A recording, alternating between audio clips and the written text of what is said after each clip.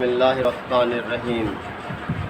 اللہ نزل احسن الحدیث کتابا متشابہا مثانی تقشعر منہ جلود الذین یخشون ربہم ثم تلین جلودہم وقلوبہم الی ذکر اللہ ذالک ھدی اللہ یہدی بہ من یشاء ومن یضلل اللہ فما لہ من ہاد افمن یتقی بوجہہ سوء العذاب یوم القیامہ وقیل للظالمین ذوقوا ما کنتم تکسبون کذب الذین من قبلہم فآتاہم العذاب من حیث لا یشعرون فأذاقہم اللہ الخزی فی الحیاۃ الدنیا ولعذاب الآخرۃ اکبر لو کانوا یعلمون۔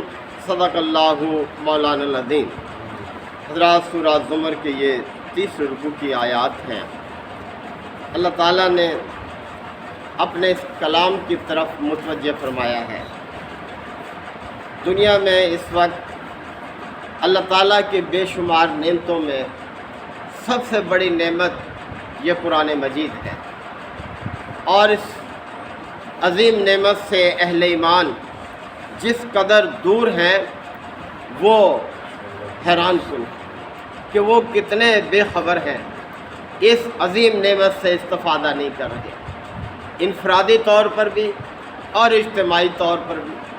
یہ کتاب فرد کے لیے اکیلے بھی ہدایت ہے، اور اجتماعی طور پر یعنی پورے ملک پر ایک نظام کے طور پر بھی اللہ کی ایک رحمت ہے، ایک نعمت ہے۔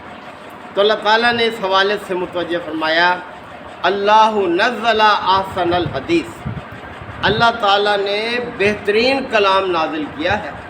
احسن مبالغے کا صیغہ ہے، جیسے کبیر سے اکبر، سب سے بڑا، یعنی اس سے بڑا کوئی نہیں۔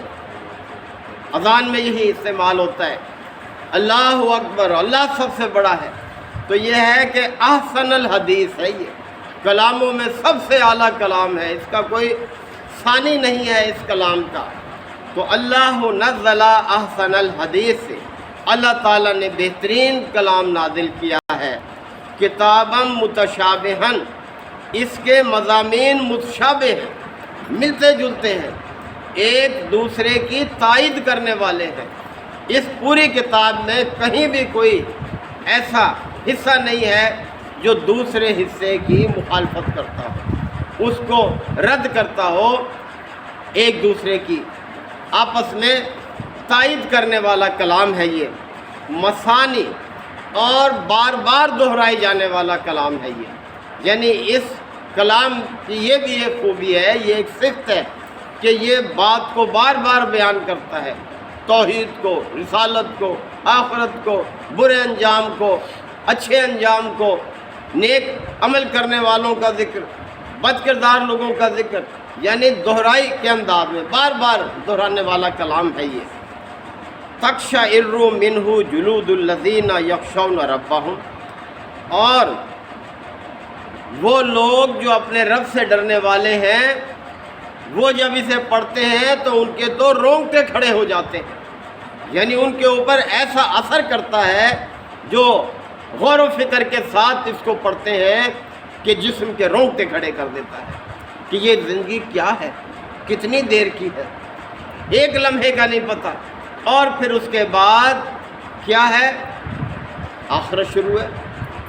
یکدم چند گھنٹے گزرتے ہیں کسی شخص کے فوت ہونے کے بعد، 6 فٹ زمین کے نیچے گہرائی میں اس کو پہنچا دیا جاتا، اور یہ قبر آپ صلی اللہ علیہ وسلم کے فرمان کے مطابق یا تو جنت کے باغوں میں سے ایک باغ ہے یا جہنم کے گڑھوں میں سے ایک گڑھا ہے، لہذا انسان کو ہر وقت ڈرتے رہنا چاہیے، قبر کا عذاب سے اللہ کی پناہ مانگتے رہنا چاہیے، اور پھر قبر میں چاہے ہزاروں سال وہ پڑا رہے، جب اٹھے گا تو ایسا لگے گا کہ ایک دن یا اس کا کچھ حصہ ہی گزرا ہے، اور اللہ کے آگے پیشی ہے، جواب دہی ہے، اپنے اعمال کا جواب دہ ہونا ہے۔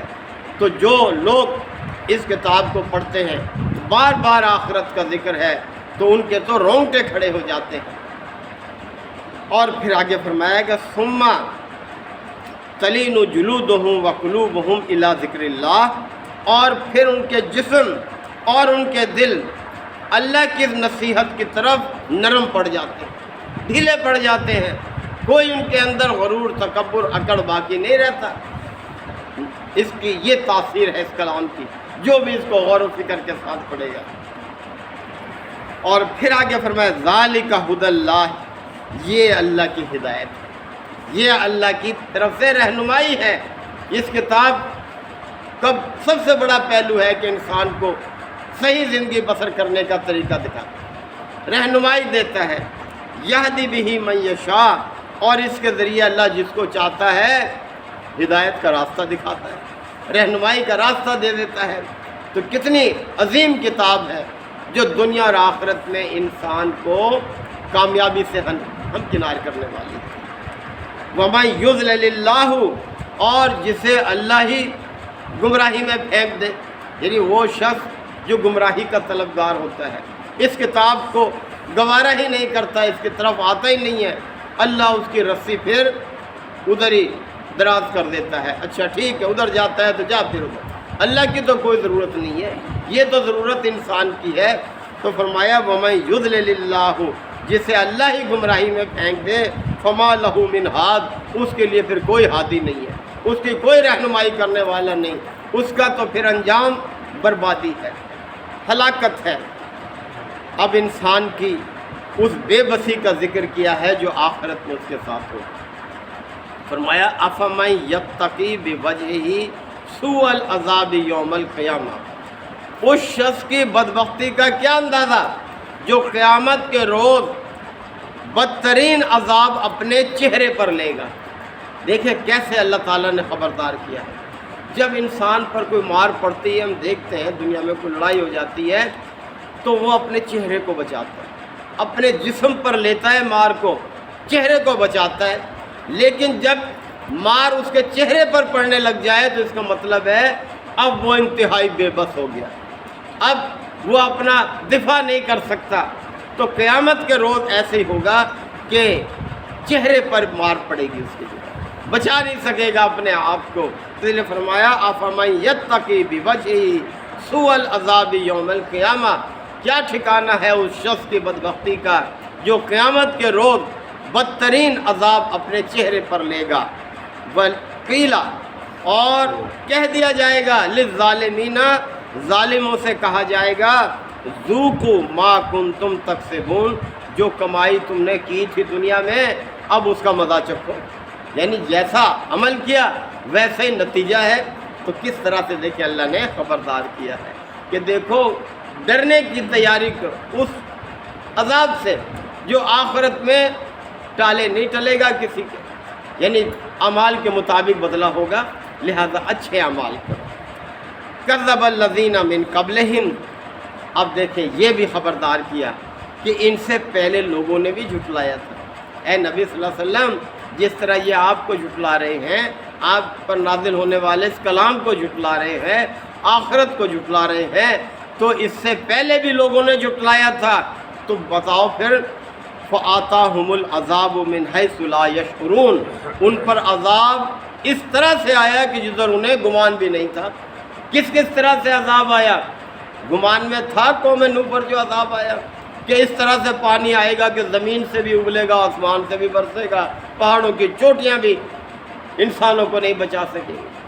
कौम आद पर जो अज़ाब आया गुमान में था कि ऐसी हवा चलेगी 7 रात और 8 दिन तक जो हर चीज़ को मलियामेट करके रख देगी। कौम लूत को ये गुमान था कि ऐसी बारिश होगी जो पत्थरों की बारिश होगी और काम तमाम करके रख देगी। तो अल्लाह ताला ने फरमाया कि कज़्ज़बल्लज़ीना मिन क़ब्लिहिम, इनसे पहले लोगों ने भी झुटलाया था पैगम्बरों को, उनकी दावत को। फ़आताहुमुल अज़ाबु मिन हैसु ला यशउरून, फिर उन पर अज़ाब इस तरह से आया कि जिधर उनका ख्याल भी नहीं था, गुमान भी नहीं था।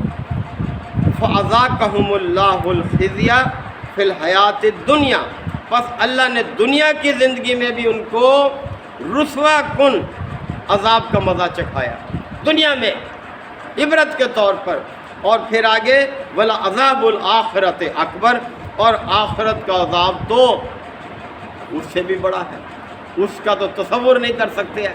یعنی کس طرح سے عذاب ہے کہ جہنم میں، پچھلی آیات میں یہ بات گزری، اوپر بھی آگ کے سائبان ہوں گے، نیچے بھی، ہر طرف آگ ہی آگ، آگے پیچھے دائیں بائیں، اور جب پیاس لگے گی تو پینے کے لیے کیا ہے؟ کھولتا ہوا پانی، زخموں کا دھون، پیپ اور خون یہ، اور کھانے کے لیے زقوم کا درخت کہ جو جہنم کے پیندے سے اگنے والا درخت ہے۔ یعنی کس طرح سے اللہ تعالیٰ نے خبردار دنیا میں کر دیا ہے، یعنی کوئی بات ڈھکی چھپی نہیں رکھی۔ منکرین حق کے لیے، اللہ کی اس دعوت کو ٹھکرانے والوں کے لیے یہ سزا ہے، اور پھر سزا بھی ایسی جو کبھی ختم نہ ہونے والی، ہمیشہ کی، اور انعام بھی ایسا کہ جو کبھی نہیں ختم ہونے والا، ہمیشہ کا، لہٰذا اس زندگی کی فکر کرنی چاہیے۔ تو فرمایا کہ آخرت کا عذاب تو اس سے بھی بڑا ہے جو دنیا میں عذاب آئے لوگوں پر۔